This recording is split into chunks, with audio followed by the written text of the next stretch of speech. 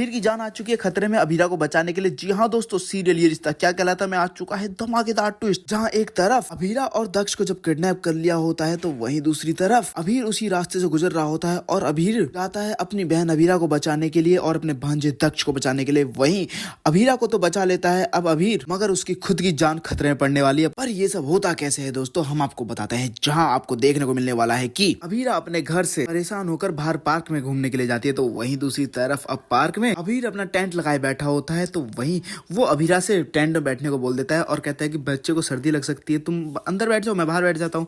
जहाँ पर अब अबीर वो बाहर बैठा होता है, तो वहीं दूसरी तरफ जब अरमान ढूंढता हुआ अबीरा को आता है, तो वहीं अब अबीर बोलता है कि अब जब घर वाले बात नहीं सुनेंगे तो बाहर वालों को तो बात बतानी पड़ेगी ना, तुमने तो इसकी करियर की लगा दी ना। हाँ, अपने घर की पर्सनल बात जानने के बाद अब अरमान को बहुत ज्यादा गुस्सा आता है और वो सोचता है कि अबीरा ऐसे कैसे अनजान के साथ हमारी प्राइवेट बातें शेयर कर सकती है। तो वहीं दूसरी तरफ अरमान अबीर के घर वालों के लिए बोल देता है, जहाँ इतने में ही अबीर एक जोरदार मुक्का धर देता है अरमान को। तो वहीं दोस्तों आपको बता दे, जहाँ अबीर और अबीरा एक दूसरे को बता रहे होते हैं अपनी मम्मा के बारे में कि हम लोग पहले इतने अमीर नहीं हुआ करते थे, पहले मेरी मम्मा जैम बेच के पापा को सपोर्ट करती थी। तो वहीं दूसरी तरफ अबीरा बता रही होती है अबीर को कि मेरी मम्मा तो सिंगल पेरेंट थी, उन्होंने मुझे अकेले ही पाला है और अकेले ही काम भी किया है। तो वहीं दूसरी तरफ दोस्तों आपको देखने को मिलने वाला है कि अबीर और अरमान के बीच जो फाइट होती है तो उसके बाद अबीरा दोनों को अलग कर देती है। तो वहीं आपको बता दे दोस्तों, जब अगली सुबह होती है तो वो ज्योति के पास जाती है अबीरा, जहां अरमान पे भड़क जाता है अब रोहित की ऐसा कैसे अब भाभी दक्ष को घर से बाहर ले जा सकती है। तो वहीं अब अरमान बोलता है कि वो सिर्फ घुमाने के लिए लेके गई हैं, जहां पर अब जो नर्स है वो ब्लैकमेल कर रही है रोहित को और कह रही है कि मुझे 50 लाख का नेकलेस चाहिए। तो वहीं ये बातें जब रोहित सुन लेती है तो अब रोहित उसी एड्रेस पे जा रही होती है ढूंढने के लिए कि आखिर वो एड्रेस कौन सा है जहाँ पे रोहित अपना 50 लाख का नेकलेस भेज रहा है। तो वहीं दूसरी तरफ रोहित वो तो अरमान पे गुस्सा कर रहा है और कहता है कि मुझे तो कभी कभार लगता है कि मुझसे गलती हो गई है, मैंने अपने बेटे को आपको दे दिया है। पर अरमान कहता है कि मैंने कहा था कि पहले ही सबकी लाइफ मैच हो जाएगी रोहित,